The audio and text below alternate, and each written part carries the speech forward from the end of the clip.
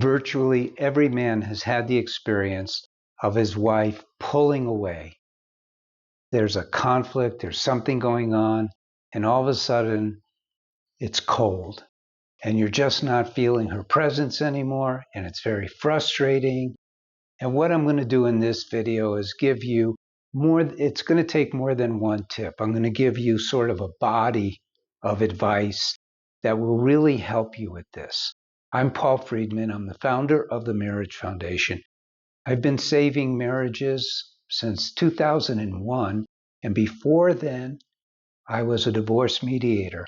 So I've seen it all. I've watched every conflict you could possibly imagine, and believe it or not, in your home with your wife, I'm going to show you that it's not so bad at its genesis when it begins, but it becomes worse and worse because a cycle of negativity begins.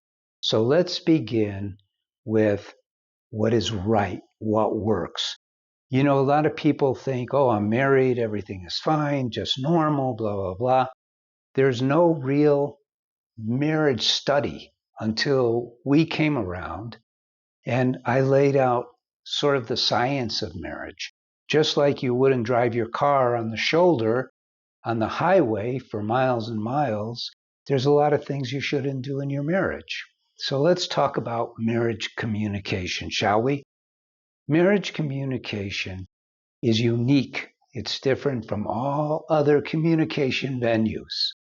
And what I mean by that is that if you're at work and you're talking to somebody that you work with, you speak in a particular way. The vernacular is around your work. You may smile, you may joke a little, but it's specific to work. And there's certain things you do and don't say, and there's certain behaviors. That's a venue. Your marriage venue is unique, and it's amazing because you are with your soulmate. Now, you probably forgot that. You lived that in the very beginning when you were first dating, but then it started to slip away. So let's go back to why it really worked way in the beginning. Way in the beginning, you would never criticize your turned out to be wife to be. You would never complain to her about anything. You didn't complain to her about the clothes she wore.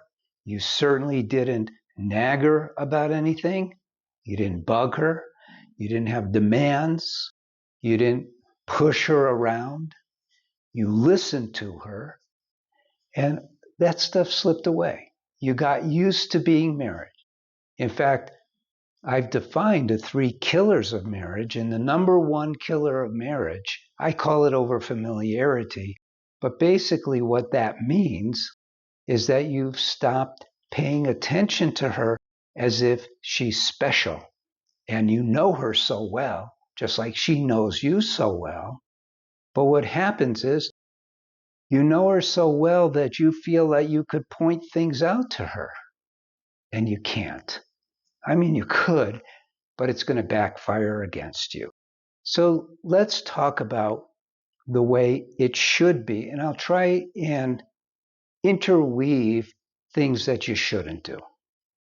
So you know from experience that the more you compliment your wife, and you could even go into the arena of flattery, the more you compliment your wife, the more receptive she is to you, the more open she is to you, the more loving she is towards you.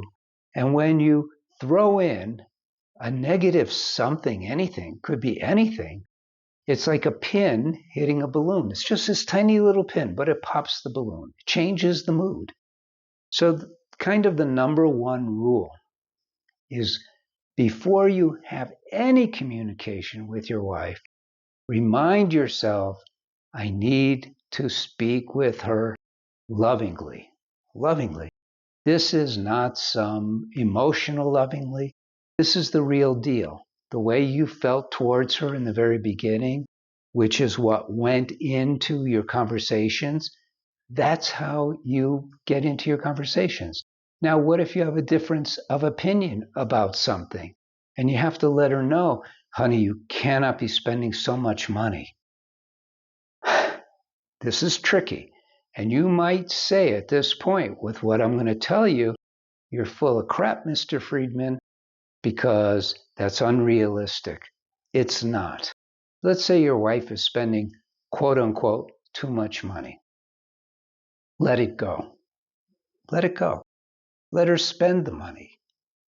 At the end, what you're doing is you're trading off peace, harmony, and a loving relationship for tumult, frustration, not feeling good, not feeling. It creates disturbance. She knows that she's spending too much money if she is. And you know what? She may even be doing it subconsciously on purpose. Why? Because she needs more attention from you. Remember how much attention you gave her before you got married? Here's a trick, okay? You might be busy in the middle of something and she starts talking to you. And you say, if you're nice, you'll say, wait a minute, let me finish what I'm doing. That's being nice, but usually you're not being nice and you react like, hey, I'm in the middle of something or along those lines. The trick is this: stop what you're doing. Just stop don't put up your finger to her like I'll be a minute. Just stop what you're doing completely, right in the middle of whatever it is you're doing. Turn to her and give her your undivided, loving attention.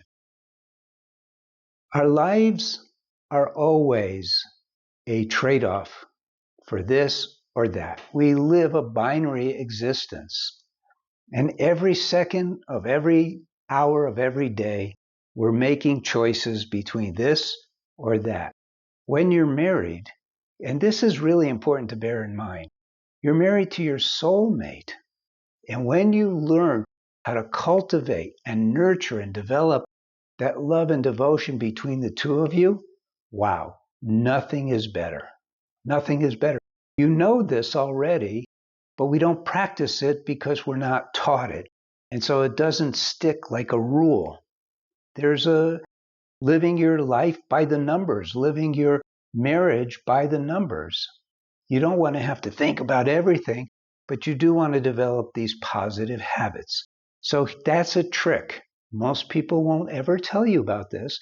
Just stop in the middle of what you're doing. Give her your full undivided attention. And mostly, you're just going to listen. And your mind's going to be going, oh man, is she going to get done? What's going on? Stop your mind and remind yourself, man, she's beautiful. I love her. I want her to want my undivided attention. I'm going to give it to her.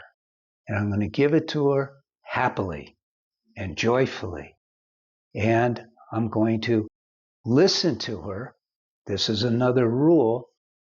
Listen to her in a way where you're understanding what she's trying to convey, not necessarily what she is actually saying, because let's face it, women tend to kind of speak this way when they mean this way, and you have to really pay attention, and you can't call them on it. You can't call your wife on her communication because she's a woman. She's not a man. And men are very simple. You know, I used to, when I worked directly with men and women in my office, which I did for 8 years so I could compose the books that I've written and the online courses that we have, I would describe to both men and women. I never met with men and women together except for the first meeting. Because meeting with a man, can speak one way to him. Meeting with a woman, I speak another way to her. And I listen differently to a great example. When I meet with a man, and I get right to the bones. One of my videos here is if you type in Jerry in the search bar, it's Jerry came to a meeting where I was teaching marriage counselors how to use our methodology, and he'll describe, he goes, man, when Paul, no man ever talked to me like Paul did. Because let's face it, as a man, you want to be direct. You need direct information. What do? Here's what you do.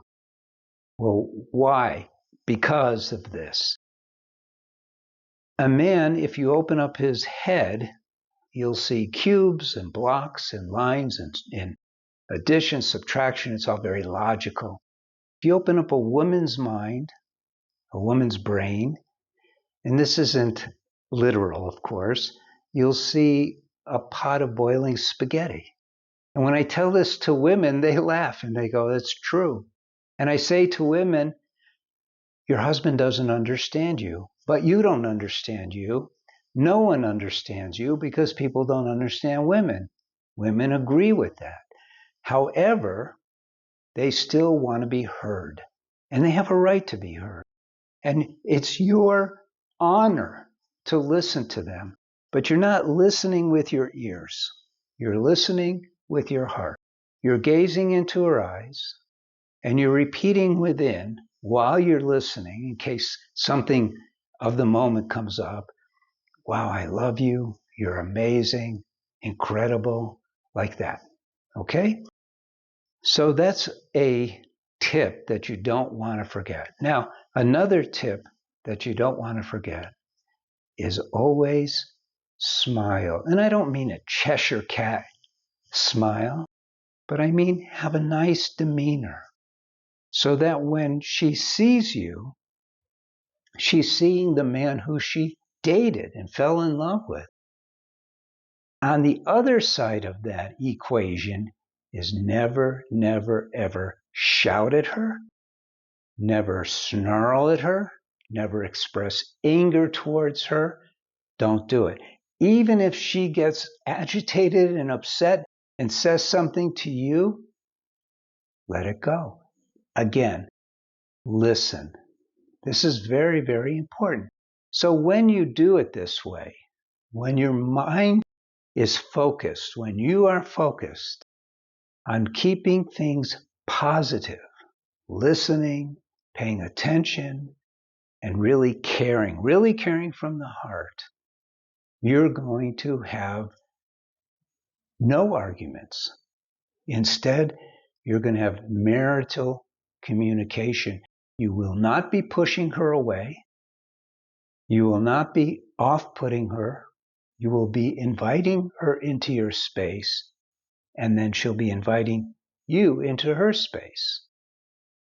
So I'm going to cut the video here so it's not too long, but I want you to now pay attention to the offerings that we have coming up.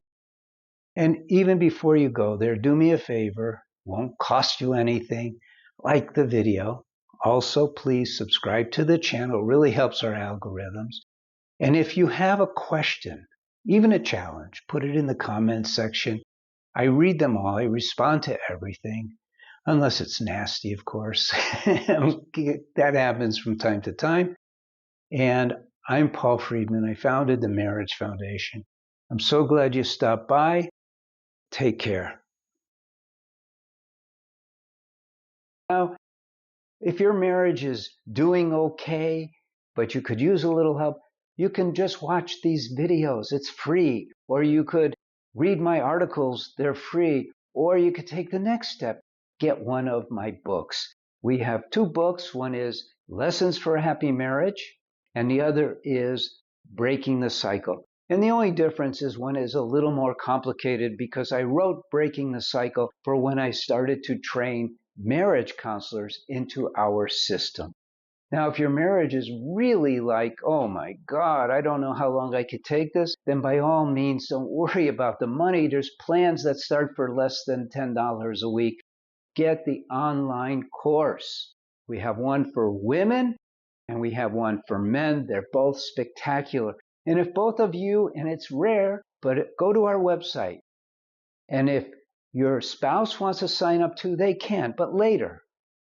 First, you find out what it's all about. One thing I promise you is within days or weeks at the most, you will be blown away by the amazing changes that are happening already. God bless you, and please like this video, but more importantly, subscribe so you can get this entire series of the toxins that hit your marriage. I'm Paul Friedman. God bless you and take care.